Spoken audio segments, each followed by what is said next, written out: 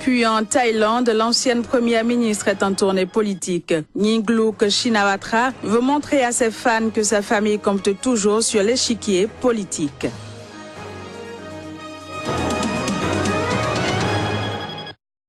Bonsoir et bienvenue à chacun et à tous.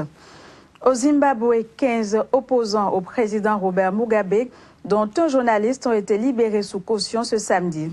Ils avaient été arrêtés vendredi alors qu'ils faisaient une veillée publique dans le centre de Harare pour réclamer la démission du président Mugabe au pouvoir depuis 1980. 5 des activistes ont été inculpés de vol et d'obstruction à la justice et libérés sous caution contre $1000 chacun. Les 10 autres ont été seulement inculpés d'obstruction à la justice et libérés sous caution contre $500. Au Congo, quelques mois après la présidentielle du 20 mars dernier qui a validé la réélection du président Denis Sassou Nguesso, la principale coalition d'opposition continue de se battre pour faire reconnaître sa victoire. C'est du moins ce qu'elle a affirmé en début de week-end à Brazzaville. Les détails.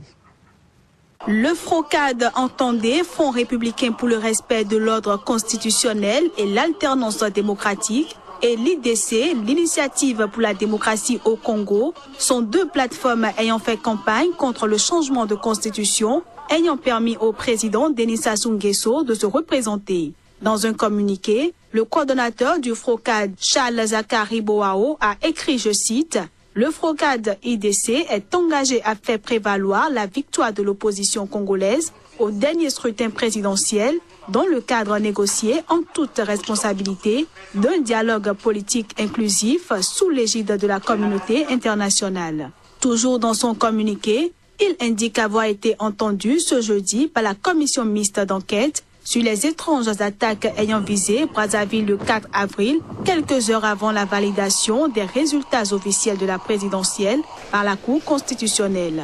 Mais selon les autorités, les attaques du 4 avril ont été coordonnées par un ancien chef rebelle, Frédéric Bensamou, alias Pasteur Mtoumi, ayant soutenu Guy Brice Parfait Kolelas, rival de Denis Sassou Nguesso à la présidentielle. Pour certains dirigeants d'opposition, au contraire, les attaques seraient un montage du pouvoir dont le but aurait été de détourner l'attention de la population de la décision de la Cour constitutionnelle et de permettre une répression accrue contre les détracteurs de Denis Sassou Nguesso. Pour rappel, le président Denis Sassou Nguesso, qui cumule plus de 32 ans de pouvoir, a remporté l'élection présidentielle au premier tour avec plus de 60% des suffrages, selon les résultats officiels qualifiés de forfaitaires par les 5 candidats d'opposition soutenus par le FROCAD IDC. En Guinée, 2 membres influents du RPG, le parti au pouvoir, ont été exclus de cette formation politique. Il est reproché aux anciens ministres Ousmane Kaba et Alous Seili Makane Rakake d'avoir exprimé publiquement leur désaccord avec le président Alpha Condé. Ils ont été exclus du parti ce samedi lors de l'Assemblée générale hebdomadaire du parti pour faute lourde. Outre leur exclusion, le parti a aussi demandé au député Sékou Bassavané, également membre du APG, des explications sur son partenariat avec le Parti pour le travail et la solidarité, son allié depuis 2010. Le député Sékou Bassavané a reçu l'injonction de rompre avec le PTS. Au Niger, le coordinateur humanitaire des Nations Unies, Fodé Ndiaye, a appelé ce samedi la communauté internationale à mobiliser ses ressources pour la crise humanitaire. Une crise née suite aux attaques massives de Boko Haram à Bosso, dans le sud-est du pays. Reportage. Quelques 50 000 personnes ont dû prendre la fuite et quitter la zone pour échouer dans un secteur ayant déjà accueilli de nombreux camps de réfugiés en raison du harcèlement du groupe djihadiste Boko Haram. Avant l'assaut du groupe terroriste, les Nations Unies au Niger disposaient d'un plan de réponse humanitaire s'élevant à 75 millions de dollars.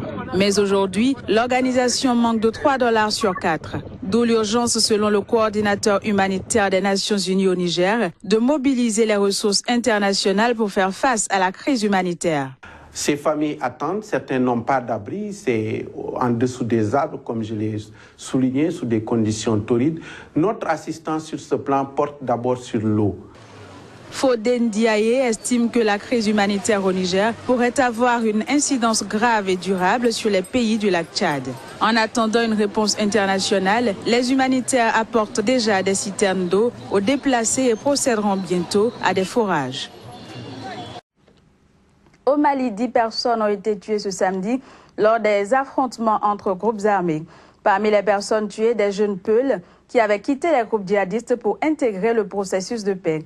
Malgré la signature en mai-juin 2015 d'un accord de paix censé isoler définitivement les djihadistes, des zones entières échappent encore au contrôle des forces maliennes et étrangères.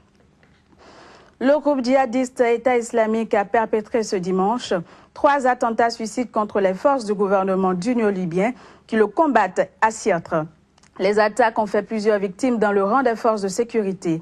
Les attentats ont été perpétrés à l'aide de voitures piégées. Le premier a eu lieu à quelques mètres d'un rassemblement des forces pro-gouvernementales près du rond-point d'Abou Hadi, dans le sud-est de Sirte.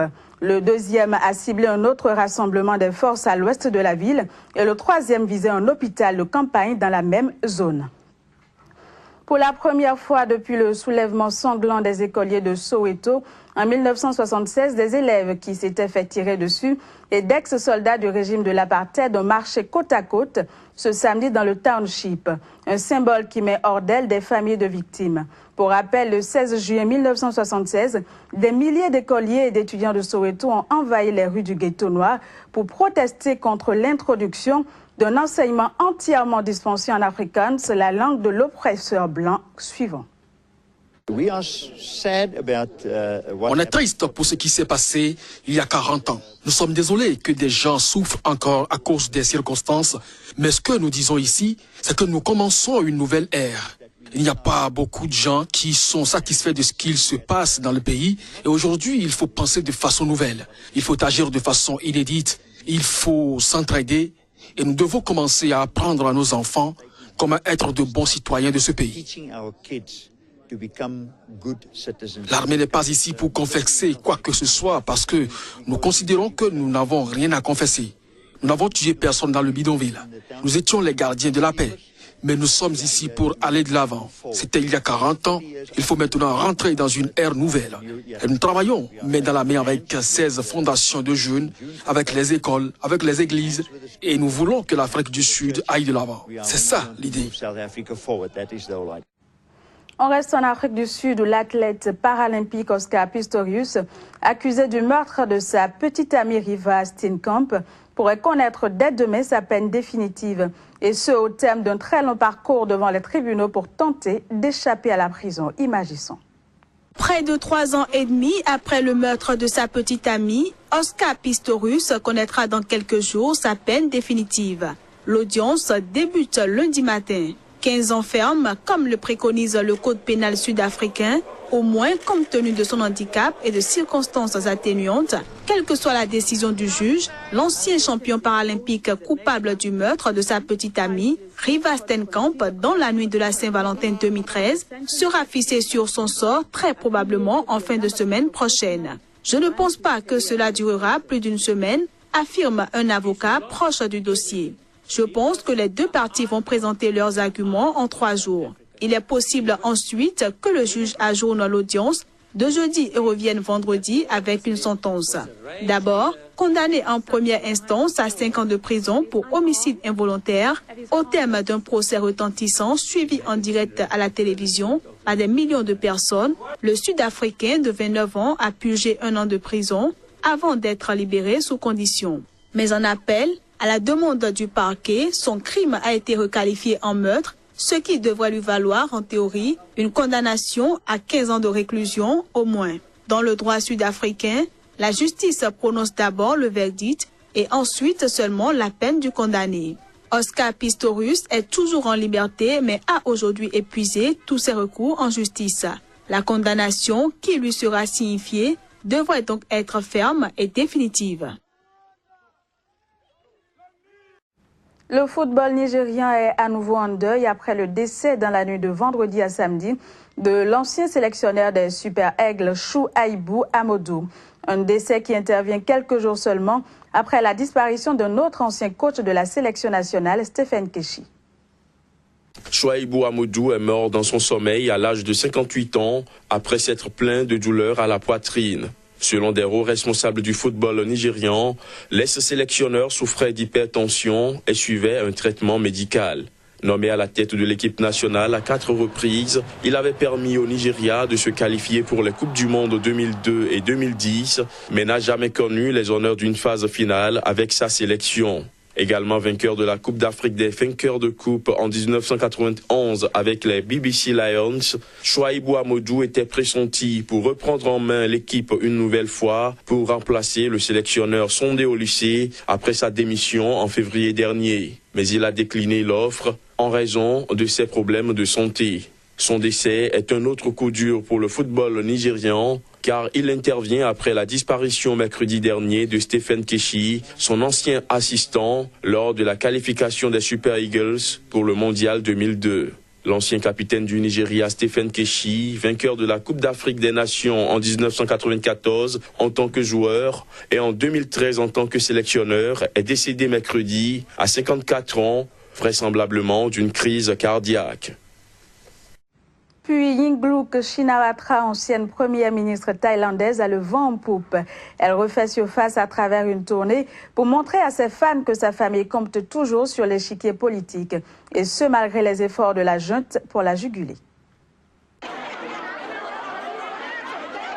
Sa page Facebook compte désormais 5 millions de fans.